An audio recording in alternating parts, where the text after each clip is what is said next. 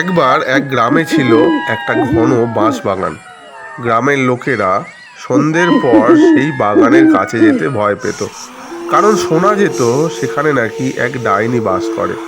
অনেকে বলতো রাত হলেই ডাইনি বেরিয়ে আসে, বাতাস কাঁপে, আর বাঁশগুলো নিজেদের মতো নড়ে ওঠে, যেন কিছু বলতে চায়। সেই গ্রামে ছিলেন এক সাহসী শিক্ষক, নাম মৃণাল স্যার। তিনি ছিলেন বিজ্ঞান মনস্ক এবং কোনো ভূত প্রেতের গল্পে বিশ্বাস করতেন না। গ্রামে যখন গুজব ছড়িয়ে পড়ে যে এক কিশোর বাগানে হারিয়ে গেছে, মৃণাল স্যার আর চুপ থাকতে পারলেন না। মনে মনে ভাবতে লাগলেন, এরম ঘটনা এর আগে তো ঘটেনি, এর সত্যতা যাচাই করতে হবে। তিনি ফোনে অনেক জায়গায় খোঁজ নেওয়ার চেষ্টা করলেন, কিন্তু সব জায়গা থেকেই একই খবর আসায় তিনি হতবাক হয়ে উঠে দাঁড়িয়ে পড়লেন।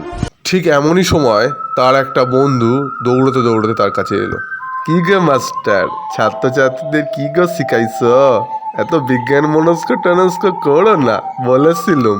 দেখো এবার তারা কোথায় কোথায় গিয়ে আর বাগানে হারিয়ে গেছে। স্বার্থপর বন্ধুটি তাকে অপমান করার কোনো সুযোগ ছাড়ে না, তাকে তিরস্কার করতে করতে বলে, আর তার কথা শুনে যদি আরো 10 জন ছাত্রছাত্রী ওই বাগানের ডাইনির খপ্পরে পড়ে, তো পারবে তাদের বাড়ির লোককে উত্তর দিতে? এইবার সামলাও ঠেলা। আমি এখনই বেরিয়ে যাব, গিয়ে সেই বাগানে আমি এক রাত কাটাবো। দেখব যে সেখানকার ডাইনি কিভাবে বাচ্চাদের উধাও করে দিচ্ছে, এবং জানবো যে কেন সে এই কাণ্ডটা ঘটাচ্ছে। আমাকে জানতে হবে, আমাকে আমার ছাত্রছাত্রীদের জন্য জানতে হবে, বিজ্ঞানের সম্মান বাঁচাতে জানতে হবে। আমি চললাম। ডাইনির খপ্পর তো পড়েনি, বেঘরে মনে হয় প্রাণটাই না যায়। রাত 12টা নাগাদ তিনি ঢুকে পড়লেন বাঁশ বাগানে। চারিদিক নীরব, কেবল বাঁশ পাতার ঝিরঝির শব্দ। হঠাৎ হালকা বাতাস বইতে শুরু করলো, আর সেই সাথে একটা কণ্ঠস্বর উনি শুনতে পেলেন, ক্ষীণ কাঁপা, যেন কেউ কাঁদছে।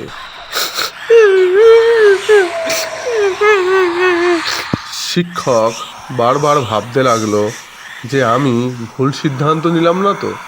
আমার ছাত্রছাত্রীরা এইখানেই হারিয়েছে তো? এই সেই বাগান তো যেখানে ডাইনি থাকে? এই 7-5 ভাবতে ভাবতে সে বলতে লাগলো, এখানে অদৃশ্যভাবে কে কাঁদছে? আমাকে দেখা দাও। কে আছো যে অদৃশ্যে থেকে আমাকে বিচলিত করছো? আমার সামনে এসো, আমি তোমার সব সমস্যা বুঝবো। বলা মাত্রই সেই নীলা ডাইনি তার পেছনে এসে উপস্থিত হলো, এবং সে ভাবছিল যে শিক্ষক তাকে দেখে ভয় পাবে না তো। শিক্ষক বলে, তোমার দুঃখ তুমি বলো, আমি ভয় পাবো না, তুমি নিশ্চিত থাকো। ডাইনি তার কাছাকাছি ঘুরপাক খায়, কিন্তু তার সামনে আসার সাহস পায় না, যেন মনুষ্য সমাজ থেকে সে দূরে থাকতে চাইছে। শিক্ষক বলে, আজব সমস্যায় পড়া গেল। একটা শিক্ষক তোমাকে আদেশ দিচ্ছে, যার কান্না আমি শুনছি সে যেন আমার সামনে প্রকট হয়, তার দুঃখ সমস্যা সব কিছু যেন সে আমার সামনে এসে আমাকে বলে। আমি শুনবো, আমি কথা দিলাম। মৃণাল স্যারকে অবাক করে বৃদ্ধা নারী তার সামনে প্রকট হলো। সে সত্যিই নীলা ডাইনি, যার মুখে গভীর দুঃখের ছাপ ছিল। সে একা একা চুপচাপ বসেছিল এবং ক্ষীণভাবে কাঁদছিল। গভীর সন্দেহবশত মৃণাল স্যার ঠিক করলো যে সে তাকে জিজ্ঞেস করবে, হে মা, তুমি কে? তুমি এই গভীর জঙ্গলে কেন কাঁদছো? তুমি একা কেন? সেটা আমাকে উত্তর দাও। হে মা, তুমি আর চুপ থেকে একা একা কেঁদো না। আমি জানি তুমি অনেক রহস্য নিজের মধ্যে রেখেছো। বলো মা। বৃদ্ধা বলে, তুমি আমাকে মা বলেছো, হে মানুষ, আমি তোমাকে সব কথার উত্তর দেব। আমি এই বাগানের প্রহরী।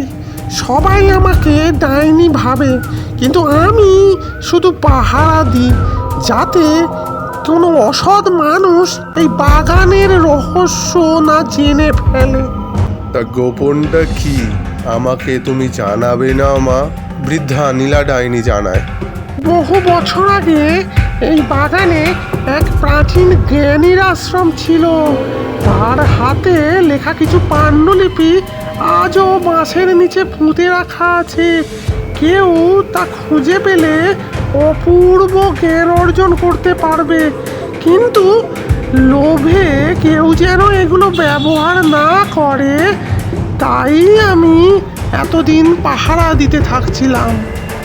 মৃণাল স্যার সব বুঝলেন। এ কেবল গল্প নয়, মানুষের ইতিহাস, বিশ্বাস আর সংস্কৃতির এক অপূর্ব মিশ্রণ। তিনি গ্রামের মানুষদের নিয়ে বাগানের এই বেদির ওপরে একটা শিক্ষা কেন্দ্র গড়ে তুললেন। বললেন, আমি আমার ছাত্রছাত্রীদের শিক্ষা দেব এখানে। আমি সবাইকে জানাবো যে এইখানে অনেকগুলো সম্পদ আছে এবং সেই সম্পদটা হচ্ছে অনেক পুঁথি, অনেক জ্ঞান।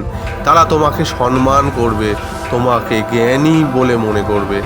আমি গ্রামবাসীদের বোঝাবো যে বাঁশবাগান আর ডাইনি নিয়ে ভয় নয়, বরং গল্প, ইতিহাস আর জ্ঞানের খোঁজে মানুষকে জঙ্গলে যেতে হবে।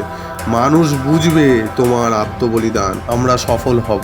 এইভাবে সাহসী নির্ভীক মৃণাল স্যার সমস্ত গ্রামবাসীদের জানালো জঙ্গলের রহস্য। আবার সবই আগের মতো ভালো হতে থাকলো।